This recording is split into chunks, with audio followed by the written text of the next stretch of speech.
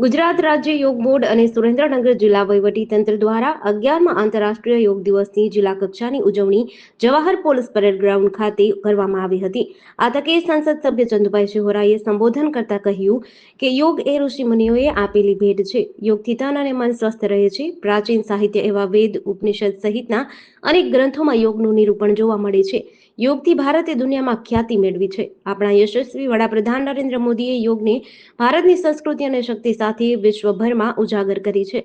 United Nations તેમણે તારીખ 21 જૂનના રોજ સમગ્ર વિશ્વમાં યોગ દિવસની ઉજવણી થાય તે માટે પ્રસ્તાવ રજૂ કરતા વિશ્વના દેશોએ વડાપ્રધાનના આ પ્રસ્તાવને સહર્ષ સમર્થન આપતા આજે સમગ્ર વિશ્વમાં 11મો યોગ દિવસ ઉજવાઈ રહ્યો છે।